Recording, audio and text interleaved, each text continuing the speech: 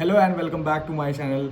इस वीडियो में हम बात करने वाले हैं कि क्या वो कुछ चीज़ें हैं जिनको आप पढ़ करके या फिर समझ करके 2026 में एक ऑटोमेशन टेस्ट इंजीनियर या फिर कहें सॉफ्टवेयर टेस्टिंग फील्ड में आप कदम रख सकते हैं और एक एसडेट या फिर कहें सॉफ्टवेयर डेवलपमेंट इंजीनियर्स इन टेस्ट, जो कि है वेरी फैंसी टर्म, एसडेट बन सकते हैं। तो स्टेप बाय स्टेप एक्चुअल 7-8 चीज़ें हैं जिनको हम समझ सकते हैं और समझ करके और उनको लर्न करके बेसिकली हम एक हाई पेइंग एसडेट जॉब पा सकते हैं। सो इस वीडियो में मैं बताऊंगा वो क्या 7-8 चीज़ें हैं जिनको जो है आप पढ़ना है और उसको पढ़ करके आप सॉफ्टवेयर टेस्टिंग फील्ड में उतर सकते हैं और एक हाई अर्निंग जॉब पा सकते हैं। तो पहली जो सबसे इम्पॉर्टेंट चीज़ है वो, आप जब भी सॉफ्टवेयर टेस्टिंग फील्ड में आ रहे हैं आपको टेस्टिंग के फंडामेंटल्स आने चाहिए। तो वो सबसे पहली चीज़ है, टेस्टिंग क्या होती है, क्यों होती है, कैसे क्या क्या तरीके हैं जिनसे जो है हम टेस्टिंग करते हैं, वो एक सबसे पहली चीज़ है जो आपको पता होनी चाहिए जब भी आप सॉफ्टवेयर टेस्टिंग फील्ड में आ रहे हैं। सेकेंड थिंग जो कि है प्रोग्रामिंग लैंग्वेज। आज के टाइम में प्रोग्रामिंग लैंग्वेज या फिर प्रोग्रामिंग आना वो बहुत ही ज़्यादा इम्पॉर्टेंट है। तो आप किसी भी एक लैंग्वेज को लर्न कर सकते हैं, बट जावा और पाइथन जो है आज के टाइम में बहुत ही ज़्यादा इम्पॉर्टेंट और बहुत ही ज़्यादा मार्केट में रिक्वायर्ड है। तो आप चाहे तो जावा से शुरू कर सकते हो, चाहे पाइथन से। बट अगर आप एक बिगिनर हो जिसको पाइथन या फिर प्रोग्रामिंग लैंग्वेज क्या होती है, कैसे काम करती है, ये सारी चीज़ें नहीं पता है, तो पाइथन जो है वो आपके लिए बहुत ही अच्छी एक लैंग्वेज हो सकती है जो कि आप ईज़िली स्टार्ट कर सकते हो और लर्न कर सकते हो। और अगर आपने जो है ग्रेजुएशन में या फिर कभी भी जो है प्रोग्रामिंग पढ़ी है तो I think Java you can easily start with. तो जावा भी कंपैरेटिवली जावा और पाइथन दोनों ही अभी मार्केट में यूज़ होती है। बट आप अगर कंप्लीट बिगिनर है then Python will be a good start. But अगर आपने पहले भी जावा सीख रखी है या फिर प्रोग्रामिंग का थोड़ा बहुत जानकारी है तो जावा भी चलेगी। Now coming to the third thing which is UI automation. अभी देखो, कोई भी चीज़ जो है ऑटोमेशन के बिना नहीं हो रही है, राइट। तो मैनुअली जब हम टेस्ट करते थे वो सारी चीज़ें मैनुअल टेस्टिंग कहलाती थी, बट अभी के टाइम में हम ऑटोमेशन के थ्रू जो है सारी चीज़ें करते हैं। तो automation testing is kind of जो हम मैनुअली टेस्ट करते थे उसी को कोड के थ्रू कर रहे हैं, and that's why we learn programming language in the previous step.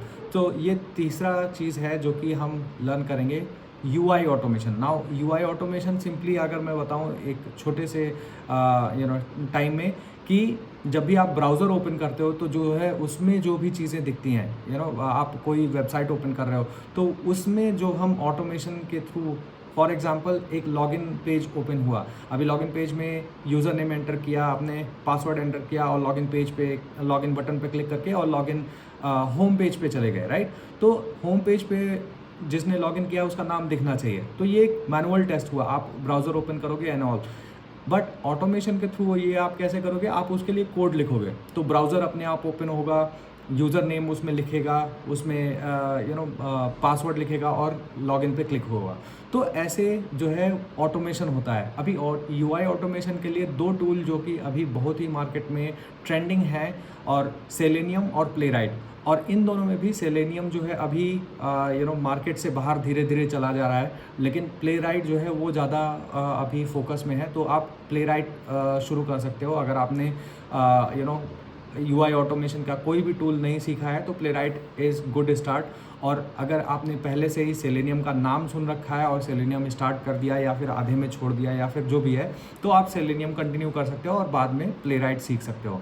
Now coming to the fourth thing which is API testing. तो API टेस्टिंग हर एक एप्लीकेशन, बेसिकली अगर मैं बताऊं, चाहे वो वेब एप्लीकेशन हो, चाहे डेस्कटॉप हो, चाहे कुछ भी हो, नाउ वेब एप्लीकेशंस बेसिकली वो API के थ्रू ही बनते हैं। APIs जो है वो कंपोनेंट होता है और API को ही हम टेस्ट करते हैं। राइट। तो आपको सबसे पहले ये समझना होगा कि API क्या होती हैं, क्यों होती हैं, बेसिकली फंडामेंटल्स ऑफ API वो आपको समझना पड़ेगा। और अगर आपने फंडामेंटल्स समझ लिए देन आपको ये भी आना चाहिए कि आप मैनुअली जो है कैसे उसको टेस्ट करेंगे APIs को, क्या क्या प्रॉब्लम्स आती हैं, क्या क्या डिफेक्ट्स आते हैं, कैसे कैसे प्रॉब्लम्स आते हैं। और फिर उसके लिए दूसरा टूल रहता है या फिर कह लें कि एक लाइब्रेरी रहती है रेस्ट एश्योर्ड करके, जो कि रेस्ट APIs को टेस्ट करने के लिए ऑटोमेशन टूल है। जैसे हमारा सेलेनियम या प्लेराइट था, वैसे ही APIs को टेस्ट करने के लिए रेस्ट एश्योर्ड आता है। तो आप रेस्ट एश्योर्ड सीख सकते हैं, और या फिर पाइथन अगर यूज़ कर रहे हैं तो उसके लिए दूसरी लाइब्रेरीज आती हैं। But automation as in Python का API का कैसे ऑटोमेट हम करके एक टेस्ट केसेस लिख सकते हैं, वो आप समझ सकते हो। तो 3-4 चीज़ें हो गई हैं अभी। पहला टेस्टिंग फंडामेंटल्स हमने सीखा, सेकंड चीज़ जो है हमने प्रोग्रामिंग सीखा, थर्ड चीज़ जो है हमने UI ऑटोमेशन सीखा, चौथी चीज़ हमने API ऑटोमेशन या फिर API टेस्टिंग सीखा।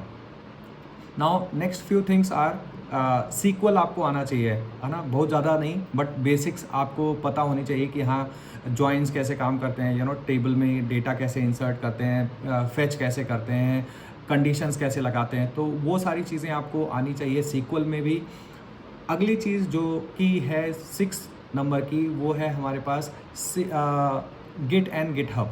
तो बेसिकली जब भी आप कोड करते हो उसको एक पर्टिकुलर प्लेस पे रखा जाता है, जो कि हमारा जो है वो रिमोट रिपोजिटरी होती है, राइट, जहाँ पे हम सारे कोड को एक जगह पे रखते हैं so that other team members भी हम यूज़ कर पाएँ, वो कोड को यूज़ कर पाएँ। तो जब भी कंपनीज़ होती हैं तो कंपनीज़ में बहुत सारे लोग रहते हैं जो सेम कोड पे काम करते हैं।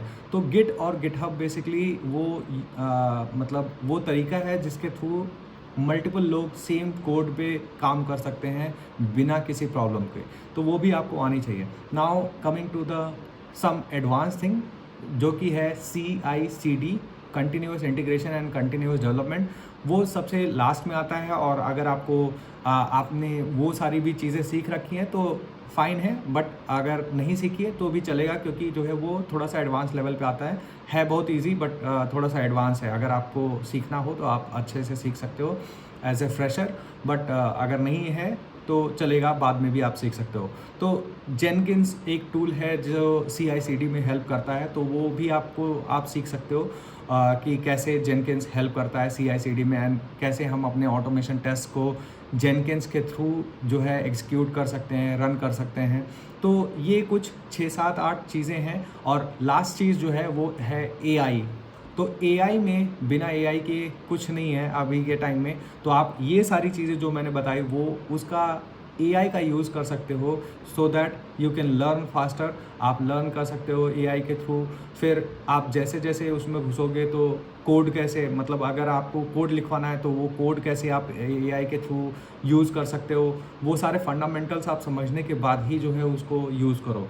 तो ये 7-8 चीज़ें थी जो कि आप अगर सीख लेते हो तो ईज़िली 2026 में आप SDET बन सकते हो, और या फिर सॉफ्टवेयर टेस्टिंग फील्ड में आ सकते हो। और जस्ट फॉर समरी मैं फिर से काउंट कराता हूँ। ये पहली चीज़, आपको टेस्टिंग के फंडामेंटल्स आने चाहिए। सेकंड चीज़, आपको जो है एक प्रोग्रामिंग लैंग्वेज आना चाहिए। थर्ड चीज़ जो कि है UI ऑटोमेशन में कोई एक टूल आप कोई एक लाइब्रेरी या फिर कोई एक टूल सीख लें, वो भी काम करेगा। फोर्थ थिंग API टेस्टिंग से रिलेटेड चीज़ है।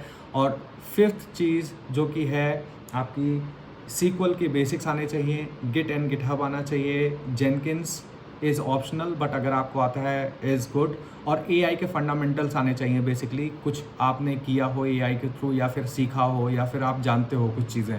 तो ये 7-8 चीज़ें थी जो कि आप अगर ईज़िली अंडरस्टैंड कर लो और सीख लो then you can easily become SDET in 2026. So with that was all in this particular video. अगर आपको ये वीडियो अच्छा लगा प्रेस लाइक बटन, एंड अगर आपको ज़्यादा से ज़्यादा वीडियोस देखने हैं सॉफ्टवेयर टेस्टिंग से रिलेटेड या फिर आपको और किसी दूसरे टाइप के वीडियोस देखने हैं तो आप इस वीडियो के कमेंट बॉक्स में कमेंट कर सकते हैं, and I will be creating more and more videos. या फिर आपको किसी भी करियर से रिलेटेड कोई प्रॉब्लम है तो आप उसको भी कमेंट में लिख सकते हैं, and I will make that video for you.